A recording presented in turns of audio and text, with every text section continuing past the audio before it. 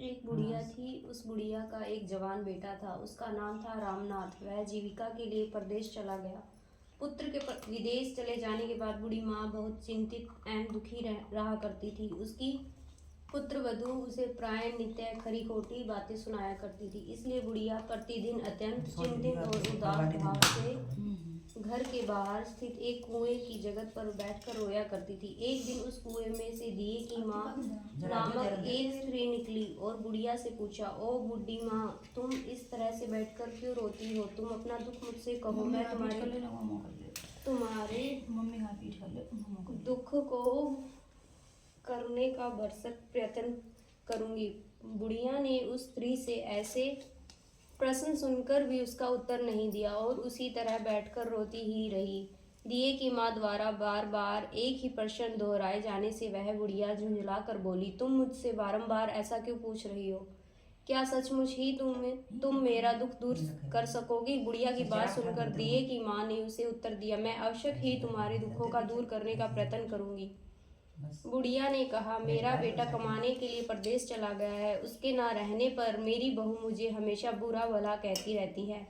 मेरे दुख का यही एकमात्र कारण है। बुढ़िया की बात सुनकर दिए की माँ से उससे कहा, इस वन में संकटा माता निवास करती है। तुम अपना दुख उन्हें सुनाकर विनती करो। वह बहुत ही कृपालु हैं। उन्हें दुखियों से बहुत सहानुभूति है। वह निसंतानों को संतान, निर्धनों को धनवान, निर्बलों को बलवान और अभागों को भाग्यवान बनाती है। उनकी कृपा से सौभाग्यवती स्त्रियों को सौभाग्य अचल हो जाता है। कुमारी कन्याओं को इच्छित वर की प्राप्ति होती है। रोगी अपने रोग से मुक्त हो जाता है। इसके अतिरिक्त और जो भी इच्छा हो उन सभी को पूरा करती है। इसमें संदेह नहीं है।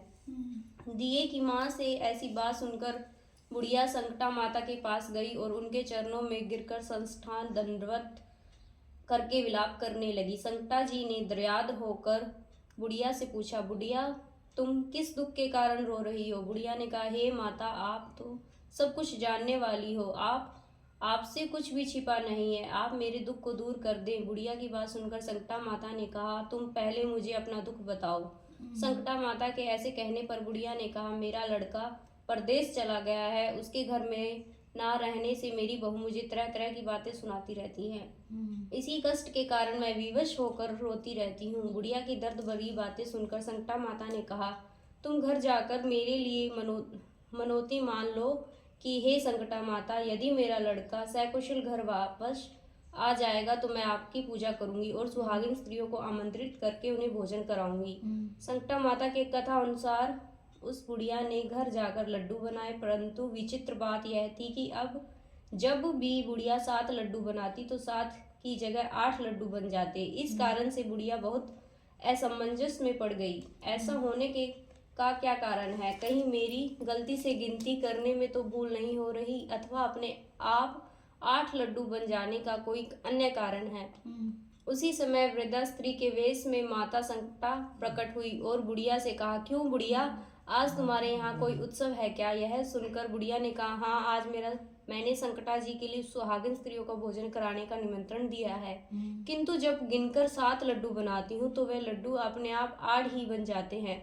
बुढ़िया की बात पर संकटा जी ने कहा, क्या तुमने किसी बुढ़िया स्त्री को भी निमंत्रण किया है? बुढ़िया कहने लगी, नहीं, मैंने तो ऐसा नहीं किया। परंतु तुम हो कौन? संकटा जी ने कहा, मैं बुढ़िया हूँ, मुझे ही तुम आमंत्रित कर दो। ऐसा सुनकर बुढ़िया ने उस संकटा रूपधारी बुढ़िया को भोजन कराने के लिए आमंत्रित कर दिया।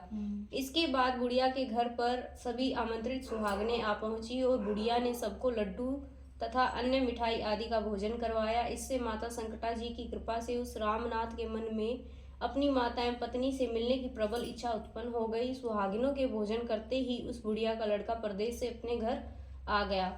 लड़के के आने की सूचना बुढ़िया को दी गई, लेकिन बुढ़िया अपने काम में लगी रही। उसने कहा, लड़के को बैठने दो, मैं सुहागिनों को जमाकर अभी आती हूँ।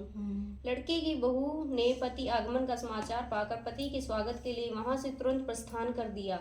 लड़के ने अपनी बहू को देखकर मन में विचार किया कि मेरी पत्नी को मेरे प्रति कितना प्रेम है, जो खबर पाते ही मुझसे मिलने के लिए चली आई। परंतु माता का मुझ पर जरा भी स्नेह नहीं है, क्योंकि खबर पाकर भी माता ना मिलने की बात ना सोची।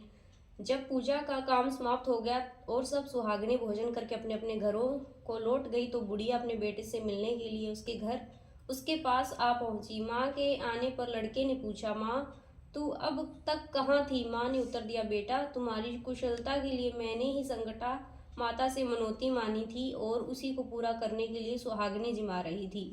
संकटा माता की कृपा से लड़के का मोह अपनी स्त्री से हट गया। उसने माँ से कहा, माँ या तो मैं रहूंगा या यही रहेगी। बुढ़िया ने कहा, बेटा तुम्हें तो मैंने बड़ी कठिन तपस्या से पाया है, इसलिए तुम्हें मैं कैसे छोड़ सकती हूँ? तुम्हारे लिए बहू का त्याग करना पड़े तो मैं कर सकती हूँ। अतः लड़के ने अपनी स्त्री को घर से निकाल दिया। बहू घर से निकलकर बाहर आई और बहुत ही दुखी मन से एक पीपल के पेड़ पर चढ़कर बैठ गई और वहीं रोने लगी। उसी समय एक राजा उधर से जा रहा था। उसी स्त्री को रोते देख राजा ने पूछा, तुम क्यों रो रही हो?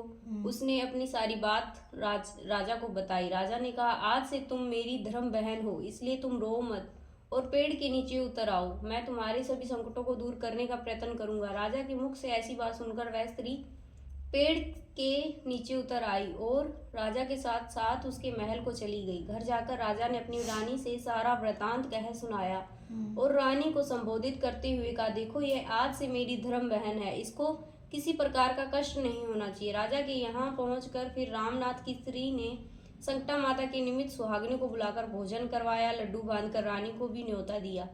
जब सभी सुहागने लड्डू खाने लगी तो रानी ने कहा, मुझे तो रबड़ी मलाई हजम नहीं होते, फिर ये पत्थर सरीखे कठोर लड्डू कहाँ से हजम होंगे?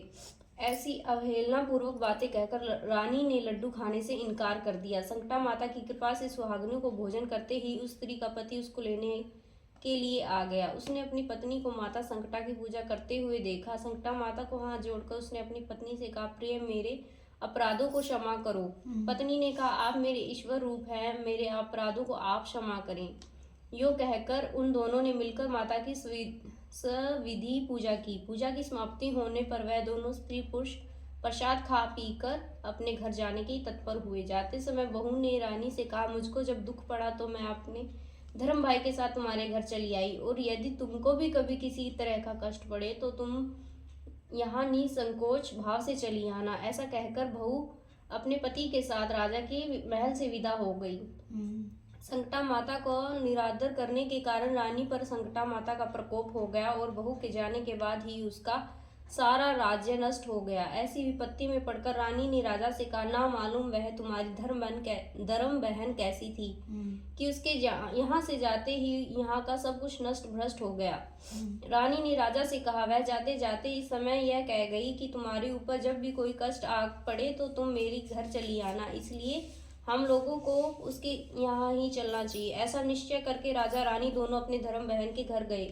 वहां जाकर रानी ने कहा, बहन तुम्हारे आते ही हमारी सारी संपत्ति नष्ट हो गई और हम लोग बहुत ही परेशान है। रानी की बात सुनकर उसने कहा, बहन मैं तो कुछ नहीं जानती, मेरी कर्ता धर्ता तो संकटा माता है, उनके अतिरिक्त और कोई दूसरा नहीं है, इसलिए मेरी राय के अनुसार तुम भी संकटा माता के अपने भूलों की क्षमा याचना करो, उन्हीं की मान मनोती से तुम्हारा सारा काम बन जाएगा। उसके कथा अनुसार रानी ने श्रद्धा भक्ति से संकटा जी का व्रत किया और सुहागने को भोजन करवाया तथा अनजाने में हुई भूल के लिए संकटा माता से बारंबार क्षमा मांगी। संकटा माता प्रसन्न हो गई। रात में रानी को स्वप्न दिया कि तुम दोनों कल सुबह अपने घर को चले जाओ, वहां जाकर मेरी पूजा और व्रत करना और मैं निमित्त सुहागनी को जुमाना। ऐसा करने से तुम्हारा गया हुआ राजपाट तुम्हारे फिर से लौट आएगा।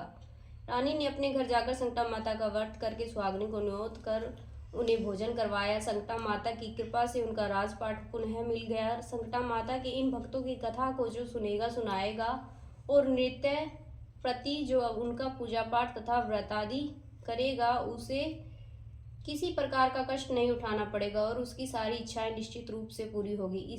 इसमें कोई संदेह नहीं है। बोलिए शंकर माता की जय हो।